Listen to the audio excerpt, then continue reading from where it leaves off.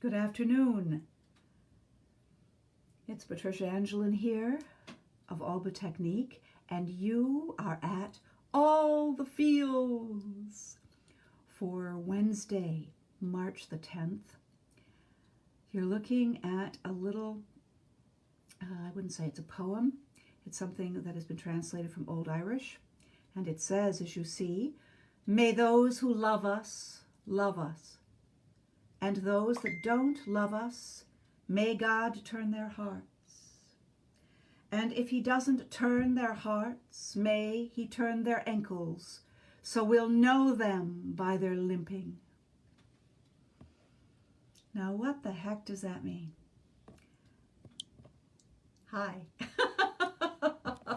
That is something that I was set to translate from Old Irish, which would be the language spoken in Ireland 2,000 years ago during the Iron Age, and actually written down and codified in probably in like the 8th through the 10th centuries.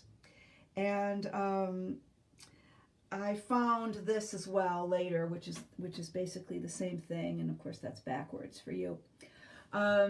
But I was set to translate it from Old Irish. And of course I was very, very young. And when I got it translated, I was absolutely appalled, because this supposedly came out of the mouth of one of the saints, of one of the Irish saints. I don't remember which one.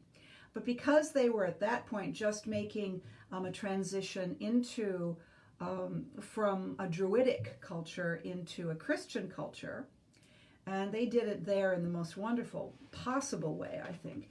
And I think that was because the Druids held the word sacred, and all they would have needed to have heard, kind of, although it took, of course, a couple of generations, was the beginning of John in the New Testament. In the beginning was the Word, and the Word was with God, and the Word was God.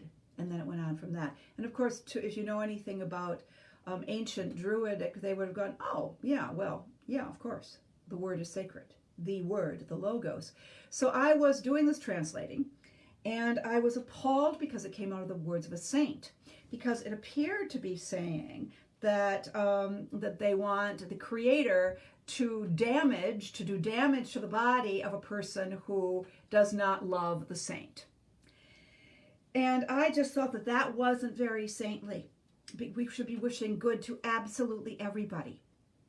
And then I'd never dealt with a narcissist at that point now, had I? So what I now realize it's saying, after these many, many, many years, is that how does I say this right? That if people are doing evil, meaning that they're doing things that are not going to cause their growth or the growth of other persons to become better persons, then it would be just as well as we might be able to identify them. So what could be easier than if they've got a turned ankle and we're going to see them coming? So I think that is what it was telling us, is I want to see them coming, Lord. I want to see them coming. Let me know. So if I see that bad person coming and I'm not quite sure whether that person is doing bad things, well, and doesn't love me and is trying to, get in the way of the good things I'm trying to do, well, then I want to see them coming. And to go back to our discussion of narcissists, not all narcissists are great big blowhards. They're not all blah, blah, blah, blah. It's that kind of very masculine thing that we've seen a lot of. My way or the highway. That's one of the forms that it can take, but it can also take form of what is sometimes called covert narcissism. I have seen a narcissist that I am thinking of. Now, I have not diagnosed this person completely because I am not a psychiatrist, so I am not competent to do a full diagnosis of this individual. However, I have seen sufficient behaviors over a sufficient number of years that many of the marks of the narcissist can be checked off, that a psychologist or a psychiatrist would use to call a person a narcissist and to say that the individual has that kind of a disorder. And it would be really nice if I didn't have to spend so many years for, as I like to say, all the information to come in. But if you have been in a relationship of a friendship or a family member for many, many years, and you've put together a lot of the things that you can tell, the person, one of the things that you can tell is that narcissistic personalities lack empathy. They lack sympathy. They lack sensitivity. One narcissistic individual I'm thinking of would tell you how sensitive that individual is. That individual is just so sensitive that other people are always hurting that person. They're always betraying that person. Note, it's always other people's fault. It's never this person's fault. Never, never, never is it this person's fault. The blame game I have seen going on for 30 years. This individual has lost job after job after job and will not look at the self. I don't know when these behaviors started in the individual I'm thinking of right now. Probably all the way back, in very, very early childhood. And then by probably the early mid-20s, they were in place. And at this point, there's no way you could tell this individual that the individual needs a little help. There's no way that the individual is going to look into the individual's own behaviors. And what's most important for you guys dealing with your own feelings in regards to these people, there's no way they're going to listen to you about anything. The only things they'll listen to you about, unfortunately, because it means you can't have a real friendship with these people. It's not possible. The only thing they're going to listen to you about is if it in one way or another feeds them in some way. And so the dream, once all of the information is in for you, the dream that you might then have of remembering all the things over like 10 years that the person said and didn't do, and then said that was done, and then blamed you for not doing, and you're like, what? Wait a minute. Oh my gosh, he lied. Or she's constantly misrepresenting everything. And it's always like, I didn't call her, or I didn't write her, or whatever. Oh my goodness, or I didn't give him any support, or whatever it is. So those narcissistic individuals have no sympathy, much less empathy, and they also don't frequently call themselves very sensitive, but they're only sensitive about what they've decided to decide is sensitivity. Anything else is going to be a betrayal of them. And so what I want you to get into your head listening to this is that there's no way you can reason with them. You, having the healthy mind and having looked at the behaviors over a period of time, there's no way that confronting this person with his or her behaviors is going to do you any good or is going to do the individual any good. You can't help them. Don't get messianic on it. You can't help them. You can't fix them. Oh, they don't want to be fixed. And they will, some of them become vicious. I've seen one situation in which, and this was the case of a woman narcissist, who started to do a campaign to get other people on her side within the family group. So what they do is they view you then as other. If you're not enabling their mental illness, you are an enemy, you are the other, and you have to be taken out. You have to be canceled in one way or another. And this, of course, is very, very hard on you. Very hard.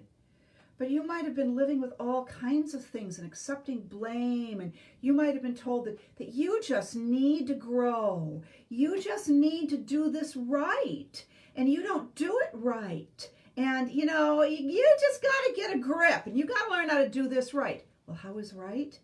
It's how the narcissist wants you to do it. It's not how it's right, because the narcissist has no sense of the objective at all. The narcissist only has the subjective of how the narcissist feels about things. So all the feels the narcissist has are pretty malign. They're malign unless you're lining up with them. So if you have a narcissist in your life, if it's a friendship, let go of the friendship. You do not need a so-called friend who has major narcissistic tendencies. This is way different than just selfishness. Everybody can be selfish sometimes. They're not able to step up to the plate.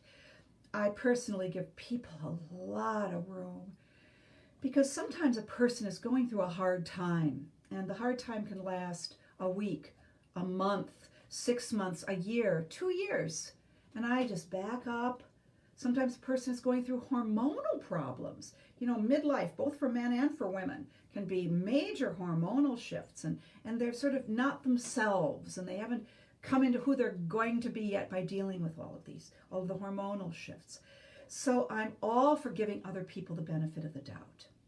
But if you are feeling less than over and over and over with this person, if this person mocks you to other people, if this person blames other people or you, like all the time for absolutely anything, if this there really is kind of a checklist.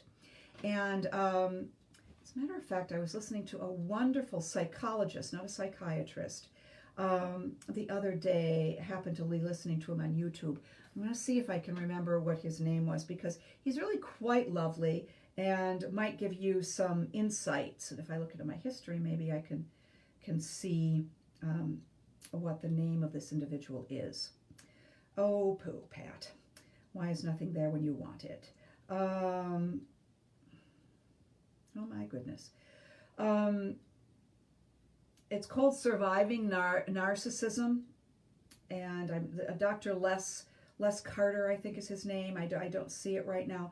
But I listened to several different psychologists who are talking about this. And he's really quite lovely.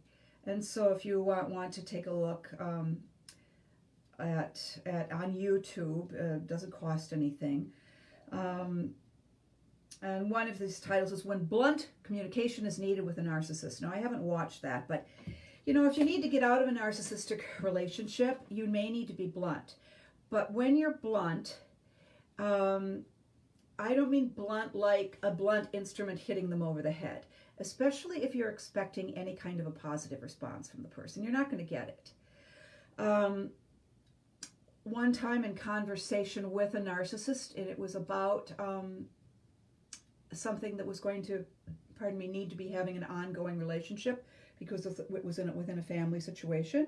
The narcissist talked, and at the end of that, because I was completely conversant with all of the aspects of what was being discussed in that moment, after the narcissist was finished, I said, and now this is blunt, that is not true. That was what the narcissist did. The narcissist went, "What do you mean?" And I said simply, quietly, firmly, "What you just said. It is not true." And then I gave a face-saving thing to the individual because this was, I said, within a family thing, so I didn't want a huge fight. But I told her what was true in that particular situation. I'm not talking about my truth and that person's truth. No. It kind of had a capital T to it, truth. And so it was very direct, it was very simple, and it was very true. And there were witnesses. And I was gentle, but I was firm. So when he says blunt, I would replace blunt with firm. And how does one get to the point where one can be firm? Well, for one thing, one asks oneself, is there anything that I do need to say to this person? Because anything that I say is not going to change anything. unless you're dealing with a specific situation and a family situation that has to be not allowed to go any further, which is what I was dealing with. And that was important in that, so I had to do it. If it wasn't in a family situation, I would have totally walked away. I wouldn't have nodded up and down like yes, because that would not have been accurate, because the statement wasn't accurate. But what you have to do is, however you're feeling about it, whether it makes you feel terribly sad, or more likely it makes you really pissed off at what this person is doing once all the information is in, you can't change them. They won't change. They don't want to change. They don't see anything wrong with them. They view everyone else as other with a capital T. Capital T is truth. Capital O, other. Their self, their small self, is confused with the capital H self. And that's just the way it is. So if it's a friend, get the heck out of Dodge. Let the friendship just kind of gently go away. If you had, say, a monthly meeting where you would have dinner together, but you were just feeling, less and less like there's a give and take, which you have to have in a friendship, everybody. It's got to be both ways.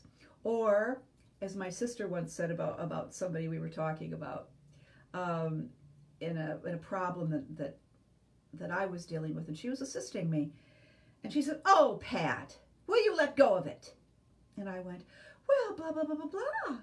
And my sister said, "Pat, when will you accept that his elevator doesn't go to your floor?" Isn't that wonderful? I give that to you, courtesy of Melissa Gould. If the individual's, quote, elevator doesn't go to your floor, it means that you are going for higher purposes. You are trying to grow. You are trying to be there for other people and assist them to grow into their true selves. Not their small s self, but their big S self, which means you have to keep growing. You can't keep doing the same things the same way and say it's just who you are, which is what a narcissist would do, that everybody has to accept them completely uncritically. Oh, but they get to criticize everybody else. Ooh, and criticize and blame. Oh my gosh, you guys, you don't need people like that in your life. I'm not suggesting that you diagnose lots of people as narcissists. Far from it.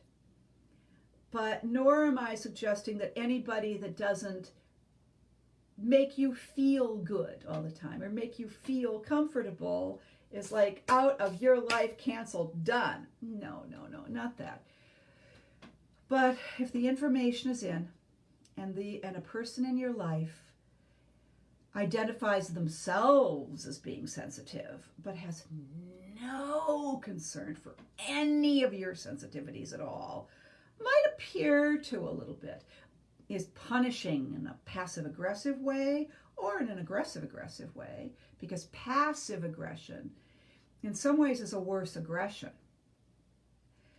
And the way you get to the point where you can do this is to, as it said on the lintel going into the oracle at the Temple of Delphi in ancient Greece, know thyself. And if you know yourself, and know what your own emotions do, and know what your own reactivity is, and know what really pisses you off, and what you can let go of that maybe your best friend pisses your best friend off, but it doesn't you. And, that's when you have kind of a nice, working friendship, when you are helping each other out with your faults and foibles. And that's what I essentially do at Alba Technique, when people start to work with me one-on-one. And even in the Zoom classes that I'm doing right now with Qigong, and I have 2 more of those the following Mondays. And then in the somatic sensing, it's so that you can know yourself. You can know your own body. You can observe yourself, not narcissistically, but with an aim to knowing your true self, your bigger self, your higher self, your more you self, so that you can continue to grow, and that other people who come in contact with you will be more able to be accepted by you for all of their goodnesses and wonderfulnesses, and not judged by you, but you need to be able to make prudential judgments that are good. And one of them can be, this person is a narcissist. I've been her friend since high school. Oh my gosh, it's gotten worse and worse over the years. Because when you're in high school, you couldn't have known this. Everybody's just trying to become themselves and they don't know, and everybody's emotions are going blah, and everybody's hormones are going blah. And so the person that might have been a friend from middle school or from high school or from college, you know what? You're not a bad person if you simply let that person gently go out of your life. Don't meet them anymore for dinner every third month. And the one way you can do that is by the next time the person calls, or they probably don't call, they just expect you to call them, say, you know, I'm not going to be able to make our monthly dinner. I've just got too much going on. Well, why? Well, when? I've planned that all the time. You know, we always do that. We've done that forever. And then you have to go, yeah, I know. Darn. Can't do it this month. And then if they're pushing back at you on it too much, then what Dr. Les says, maybe you need to be more blunt about it. And you know, I'm not going to be keeping that monthly date anymore. Well, why not? I've just decided I'm not going to do it. I've got other things happening in my life right now. I'm not going to go into it. But there are a lot of things that are changing in my life, and I'm not going to be able to have a date that I've got to meet every single month. So just make sure that you adjust your calendar, because I wouldn't want you to show up and might not be able to be there. Okay, gotta go. Click. You've been positive then. You've been good. You haven't been blaming. You haven't been mean. You've just told a person you're not going to do anything anymore. That many people would think is blunt. Some people would call you aggressive for doing that. I would call you direct. Now, I'm from the northern central states, and it does seem that a lot of people who are from, the north central states and the western states have a little bit easier time dealing with other people being direct. I don't assume somebody is aggressing just because they're saying something very clearly. As a matter of fact, I appreciate clarity in speech and thought, and I appreciate it when other people help me clarify my own thinking and my own thought. But the narcissist won't. The narcissist is all about their own ego, about them sense of self and everybody else being other. And they lack empathy. You've got to get that into your head. They lack empathy. They are never, ever, ever going to be caring about how you feel. Even if they appear to, even if they say words, their behavior is going to show otherwise. They don't care about your feelings unless you are in some way feeding a need that they have. And once you identify that, you need to stop feeding that need. And when you stop feeding that need, there's going to be pushback. There absolutely will be pushback. You need to be prepared for it if it's in family members. You need to be prepared to leave rooms. And you need to be prepared to leave rooms before you allow yourself to be put in a situation where you are feeling emotionally reactive to what the other person is doing. Just give them a wide berth. Go around them. Go under them. Go over them. Go around them the other way. And if it comes to the point where they're at you like that and you can't, then you're blunt. And if it means you have to finish all relationship with a person,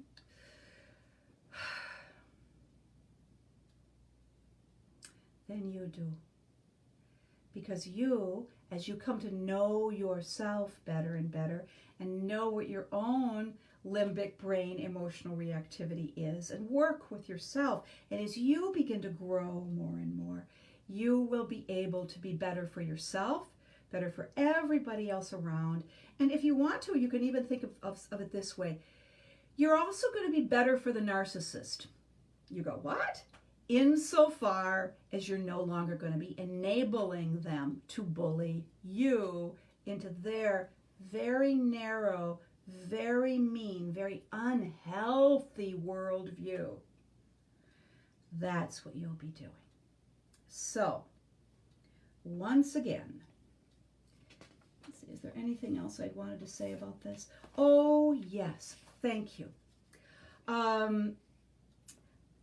When I say that that people have no empathy and no sympathy, I do want to make sure and let you know that not to misunderstand people who are on the autism spectrum, somebody who has Asperger's. No, not narcissistic at all. Persons with Asperger's don't read social cues in their wiring. They don't read the social cues of other people. It doesn't mean that they're not able to be very, very loving people, but they are differently wired, differently neurologically wired than most people are. I heard one person who has Asperger's call himself divergently wired. So it's not a norm, but it's absolutely not major ego in itself. So please don't misunderstand that. And also, there's a lot of talk about self-love and self-care. And it's true that people with narcissistic disorder do have some lack in the core self-esteem. But this would be the psychiatrically defined core self-esteem. Either their bad behavior, even if you say, oh, maybe there's a core lack of self-esteem at the base of it. Well, yeah, maybe there is. But they're still being mean. They're still being bullying. They're still making everybody else around them look through their eyes. They're still not caring about anybody else really, even when they say they are. And so the Narcissus myth has two different forms, but it never ends well. Narcissus did not die because he was a beautiful young man. Narcissus died because he stopped growing, because he stopped attending to all of the other needs, because he couldn't take his eyes away from looking at himself. He could not look at anybody else. He fled, is that a word? He ran away from real love. So his looking at his own beauty was not a contemplation of beauty with a capital B. This son of Apollo, whom everybody saw to be so physically beautiful, he ultimately could not look away from himself and his beautiful physical self. And this caused him to not be able to continue to grow and not continue to really live and not to be able to love other persons. And so that's why narcissism is a bad thing. And that's why it's completely different from true self-love, which desires to grow and to change as the circumstances around one changes, and to become more and to feed more of the things in the self that one can identify as being good and beautiful and true, and to begin to get rid of gradually the faults and the lacks and the things that prevent us from truly loving our highest selves and becoming more and more toward our highest selves, so that we're able to assist other people in becoming their highest selves too. And then that's the way that everybody is happy in the long run. So thank you very much, and we'll turn this around. Let us know with any questions on the Facebook page, Alba Technique. You could also, on Instagram Live, you could communicate with us on YouTube, and we will be very happy to field any of your questions about feelings you have or other people have. So I'm Patricia Angelin, and once again, take a look at that. May those who love us, and those who don't love us, May God turn their hearts. And if he doesn't turn their hearts, may he turn their ankles, so we'll know them by their limping. Thank you so much, and bless you all.